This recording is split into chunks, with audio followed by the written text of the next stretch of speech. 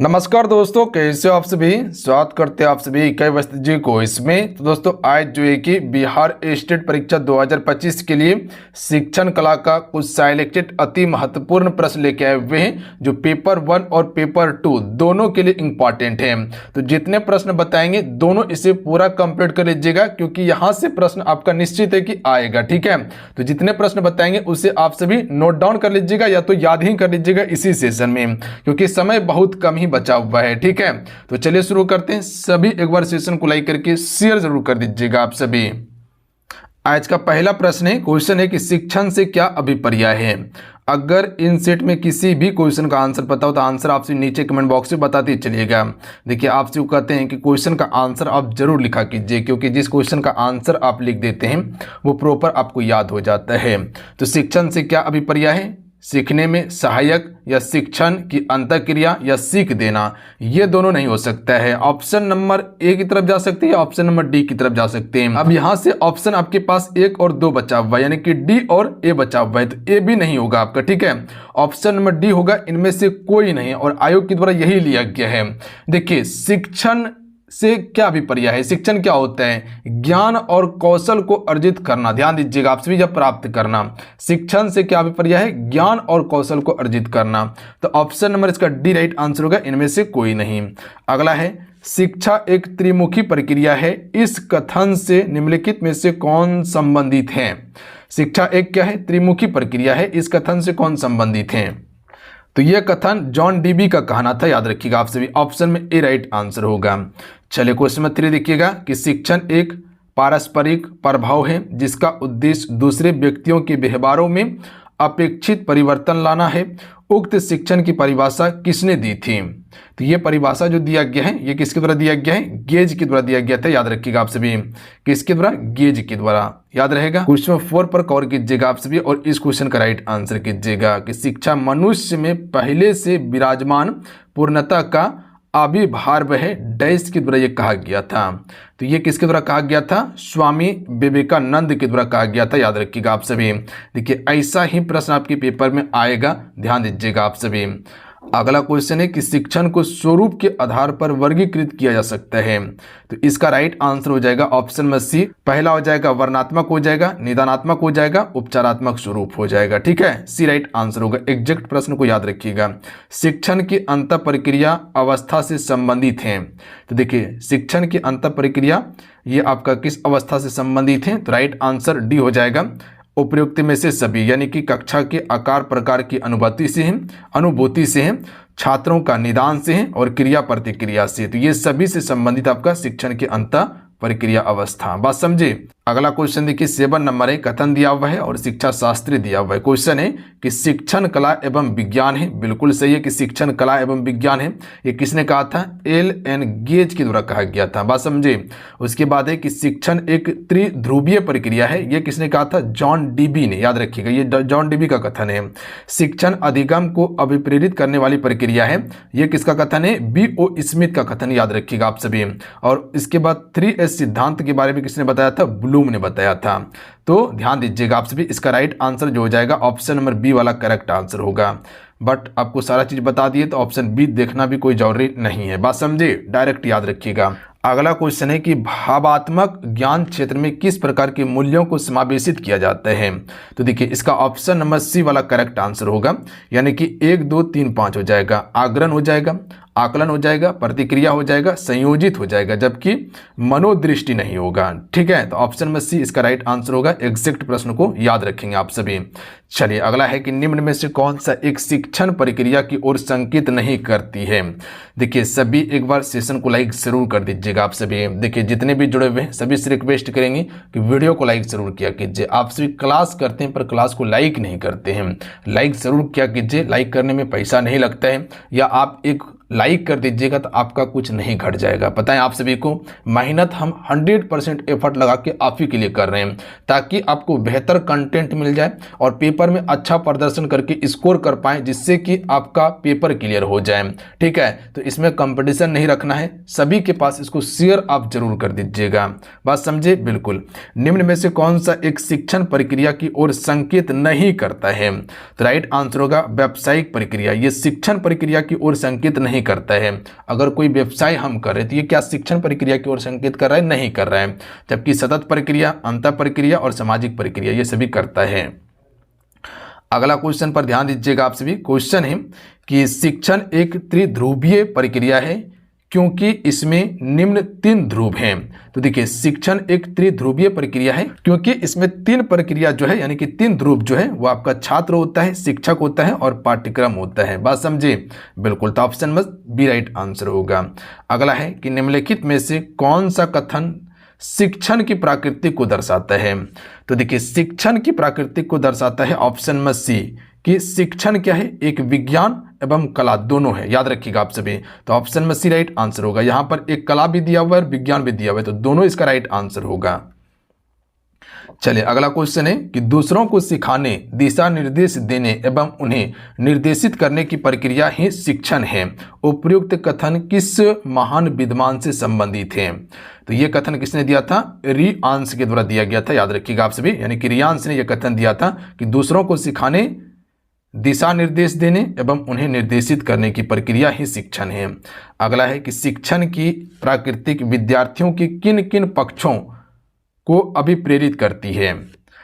तो right answer हो जाएगा ऑप्शन में डी, ये सभी। यानी कि संज्ञानात्मक को प्रेरित करती है, भावात्मक को करती है और क्रियात्मक को करती है। तो ऑप्शन में डी राइट आंसर होगा। अगला है शिक्षण की प्राकृतिक कैसी होती है? तो देखिए, शिक्षण की प्राकृतिक जो होती है आपका उद्देश्य पूर्ण होती है। ध्यान दीजिएगा आप सभी।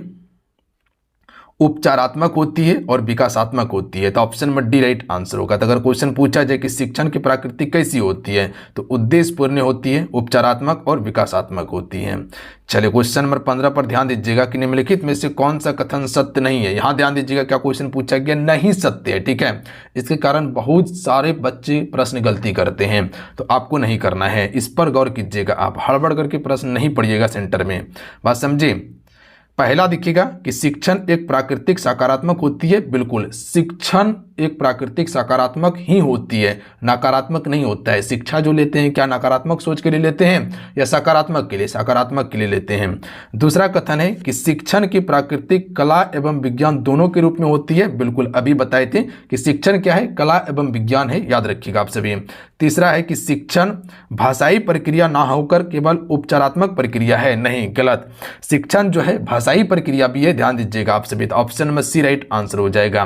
क्या शिक्षण भाषाई प्रक्रिया नहीं है? बिल्कुल है। उसके बाद चौथा था कि शिक्षण निर्देशन एवं अन्वेषण, मूल्यांकन, मानक आदि शामिल होते हैं। तो ये भी सही कथन है इसका। ठीक है, तो ऑप्शन में सी इसका गलत हो जाएगा। अगला है कि औपचारिक शिक्षण की महत्वपूर्ण संस्था कौन सा है? विद्यालय। अगला है कि शिक्षण की अभिवृत्ति जिसका उसके शिक्षण पर प्रभाव पड़ता है का संबंध है।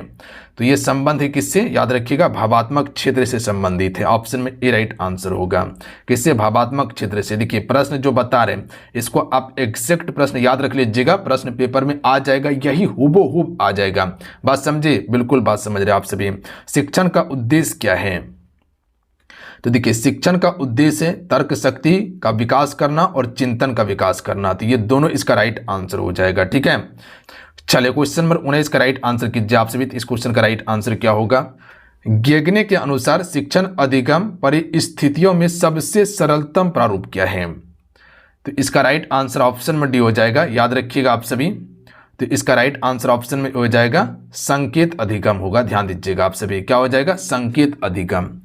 अगला क्वेश्चन देख लीजिएगा, 20 नंबर है कि रॉबर्ट गेगने के अनुसार अधिगम परिस्थितियों के अस्त्रीकरण में दोनों छोर पर रहने वाली अवस्थाएं। तो दोनों छोर पर रहने वाली अवस्था कौन सी हो जाएगी?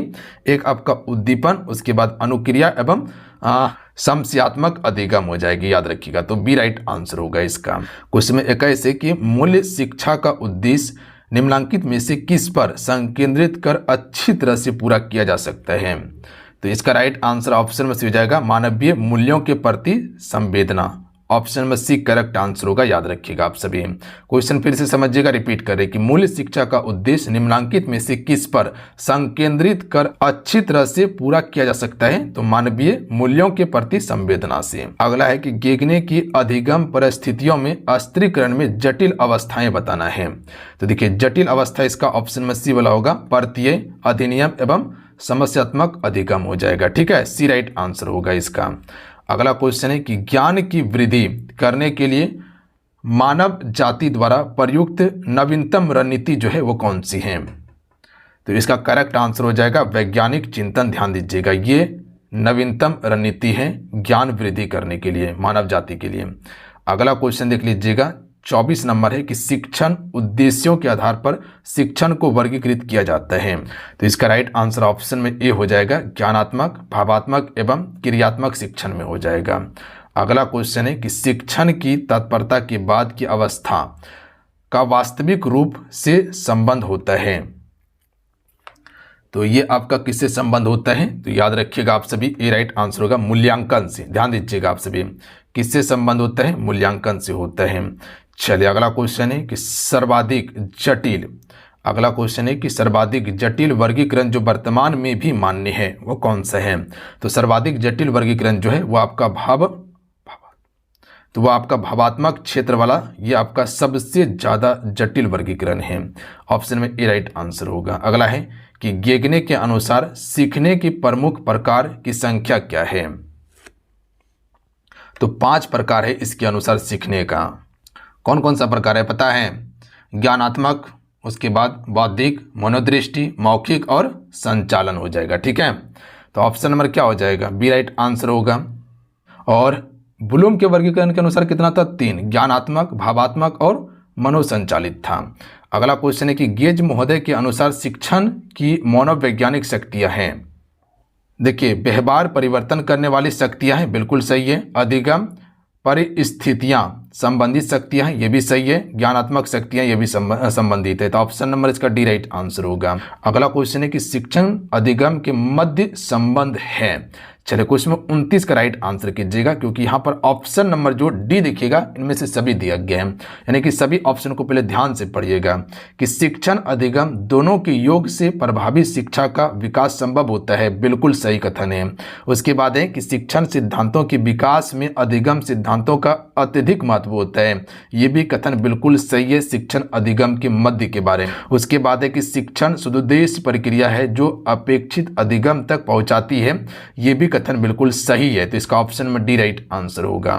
अगला है कि ब्लूम ने शिक्षण या अनुदेशनात्मक उद्देश्य को 3 भागों में वर्गीकृत किया है, उसमें शामिल है। तो अभी बताए थे ब्लूम का, बिल्कुल बताए थे ना कि ज्ञानात्मक क्षेत्र, भावात्मक क्षेत्र और मनोसंचालित क्षेत्र। तो ये सभी हो जाएगा ऑप्शन नंबर डी वाला।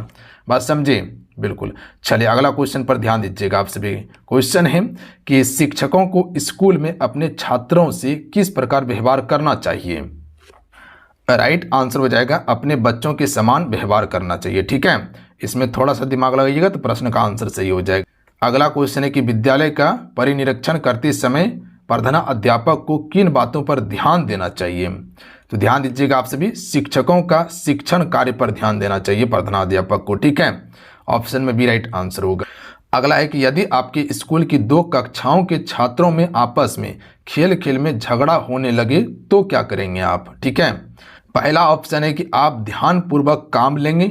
उसके बाद है कि दोनों कक्षाओं के छात्रों की शिकायत करेंगे। तीसरा है कि दोनों कक्षाओं के छात्रों को दंडित करेंगे, यह कथन गलत है।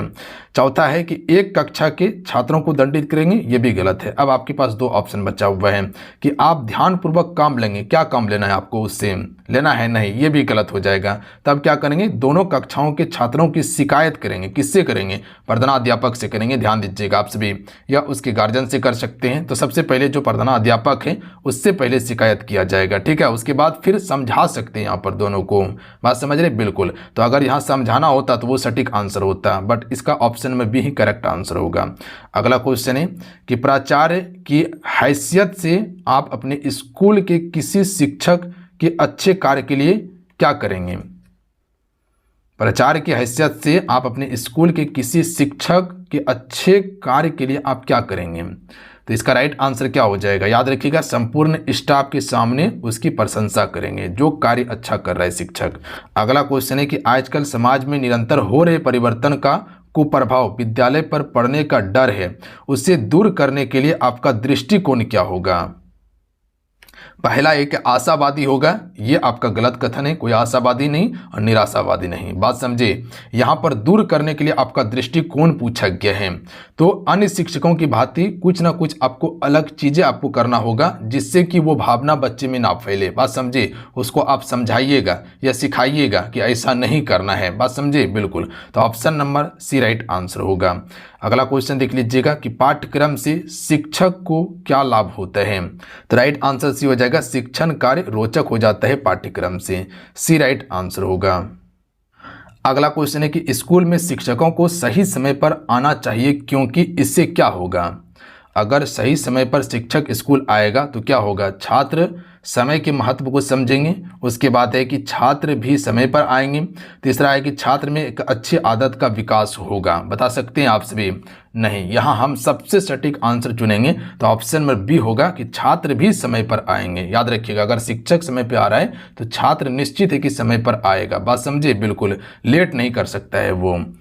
चलिए अगला क्वेश्चन है कि एक प्राचार्य के रूप में आप अपने स्कूल के कर्मचारियों के साथ कैसा व्यवहार करेंगे। तो ये व्यवहार अनुशासनात्मक व्यवहार होगा, याद रखिएगा। अगला क्वेश्चन है कि कौन सा दर्शन शिक्षा की योजना में शिक्षा की अहम भूमिका निभाता है। तो ये प्राकृतिकवाद दर्शन हो जाएगा। ठीक है, प्राकृतिकवाद दर्शन। अगला क्वेश्चन है कि बीएड प्रवेश परीक्षा आपकी दृष्टि में जरूरी है क्योंकि या।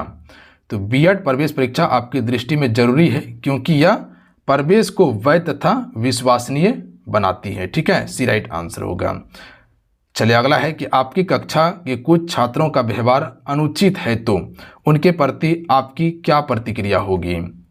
तो right answer option number D हो जाएगा, उन छात्रों को अलग बुलाकर समझाएंगे। ठीक है, पहले क्वेश्चन समझिएगा कि आपकी कक्षा के कुछ छात्रों का व्यवहार अनुचित है, ठीक है, तो उनके प्रति आपका क्या प्रतिक्रिया होगी अगर आप टीचर हैं। तो राइट आंसर हो जाएगा कि उन छात्रों को अलग से बुलाकर हम क्या करेंगे, समझाएंगे। बात समझे। अगला क्वेश्चन है कि एक शिक्षक में आत्मविश्वास के लिए क्या आवश्यक है। तो राइट आंसर होगा उसका आकर्षक व्यक्तित्व। याद रखिएगा, ये आत्मविश्वास के लिए बिल्कुल आवश्यक है। अगला क्वेश्चन है कि आपकी राय में छात्रों एवं शिक्षकों के बीच अच्छे संबंध ना होने का कारण क्या हो सकता है। तो इसका राइट आंसर जो हो जाएगा ऑप्शन नंबर डी हो जाएगा कि स्कूल में उपकरणों की कमी के कारण। ठीक है, अगर सही से कोई भी चीज़ नहीं मिल रहा है बच्चा को, अगर कोई उपकरण कमी है, पुस्तक नहीं है, खेलने का सामग्री नहीं है, तो निश्चित है कि शिक्षक के साथ अच्छा संबंध नहीं बना पाएगा वो। ठीक है, अगर वो अच्छा नहीं पढ़ा पा रहा है तो वो दिक्कत हो जाएगा फिर। चलिए अगला क्वेश्चन देख लीजिएगा कि पर्याय। अगला क्वेश्चन है कि पर्याय कहा जाता है कि हमारे देश में प्राथमिक शिक्षा की स्थिति अति दयनीय है, इसके प्रति आपकी प्रतिक्रिया क्या होगी। अगर आप सुनते हैं कि प्राथमिक शिक्षा जो है देश में वो अति दयनीय है तो आप क्या कीजिएगा। क्या सरकार पर जोर डालिएगा? नहीं, गलत बात। सरकार को आप कुछ नहीं कह सकते हैं पर आपके कुछ कहने से नहीं होगा। ठीक है, तो आपको क्या करना होगा। ऑप्शन में सी राइट आंसर होगा, मैं स्वयं प्राथमिक विद्यालय में कार्य करके अन्य शिक्षकों को इसकी जानकारी दूंगा। ठीक है, अगर आप बढ़िया से कार्य कीजिएगा और वही कार्य अन्य शिक्षकों के साथ साझा कीजिएगा तो निश्चित है कि वो चीज़ें सुधार होगा। ठीक है, सरकार कुछ भी कर लेगा और आप काम सही से नहीं कीजिएगा, पढ़ाइएगा नहीं सही से, तो नहीं सुधार हो सकता है। अगला क्वेश्चन है कि स्कूल के कार्यक्रम में यदि कोई शिक्षक समय पर नहीं आता है तो प्राचार्य के रूप में आप क्या करेंगे। क्या उसका रिपोर्ट आप प्रबंधन समिति को प्रस्तुत करेंगे? नहीं, पहला काम ये नहीं कर सकते हैं आप। बात समझे। उसके बाद है क्या उसको आप डांटेंगे? नहीं डांट सकते हैं। तब उसको क्या कर सकते हैं, कार्यक्रम के पश्चात मिलने को कहेंगे बाद में, ये भी नहीं कर सकते हैं। तब क्या कर सकते हैं, उसके उत्तरदायित्व को बताएंगे कि क्या आपका उत्तरदायित्व है, कब आपको आना है, क्या करना है। ठीक है, तो ये उत्तरदायित्व उसको बताना होगा, समझाना होगा। ठीक है, तब जाके अगले दिन से फिर वो समय पे आएगा। अपने स्कूल के छात्रों को अनुशासित करने के लिए आपको क्या करना होगा। तो राइट आंसर हो जाएगा अनुशासन पर भाषण देना होगा या अनुशासन पर भाषण देंगे। Option number D right answer होगा। अगला क्वेश्चन है कि स्कूल में अन्य शिक्षकों तथा कर्मचारियों के प्रति हमारा व्यवहार कैसा होता है या कैसा होना चाहिए। हमेशा एक जैसा रहेगा। याद रखिएगा, आप सभी ध्यान दीजिएगा। क्या क्वेश्चन कहना चाह रहा था कि स्कूल में अन्य शिक्षकों तथा कर्मचारियों के प्रति हमारा व्यवहार एक जैसा रहेगा, यानी कि एक जैसा होना चाहिए। अगला क्वेश्चन देखिए, प्रधान अध्यापक के लिए स्कूल का उचित रूप में संचालन करने हेतु क्या आवश्यक है? सी राइट आंसर होगा, वह कार्य का विकेंद्रीकरण निष्पक्ष रूप से करें तथा अपना नियंत्रण बनाए रखें। ठीक है, ये प्रधान अध्यापक के लिए बिल्कुल आवश्यक होगा संचालन के लिए। ठीक है, चलिए अगला क्वेश्चन देख लीजिएगा कि यदि आप चाहते हैं कि नए शिक्षक विद्यालय के पुराने शिक्षकों का आदर करें तो आप क्या पसंद करेंगे? नए शिक्षक पुराने शिक्षकों का आदर करें तो आप क्या पसंद करेंगे? तो राइट आंसर क्या हो जाएगा? सी, आदर संबंधित उदाहरण प्रस्तुत करेंगे उससे। ठीक है, तब जाके वो आदर करेगा। बात समझ रहे? बिल्कुल। तो चलिए आज कितना ही, आज की सेशन को यही कंप्लीट करते हैं। जो भी इंपॉर्टेंट प्रश्न था इसमें लिया गया था और जल्द ही नेक्स्ट क्लासेस का आएगा। ठीक है, तो उसको भी कंप्लीट कर लीजिएगा। मिलते हैं। जय हिंद, वंदे मातरम। ध्यान रखिएगा, पढ़ाई करते रहिएगा। इससे पहले आपको PYQ कंप्लीट करवाए थे शिक्षण कला का, उसको जाके देख लीजिएगा, लिंक डिस्क्रिप्शन में दिया हुआ है। मिलते हैं। जय हिंद, वंदे मातरम।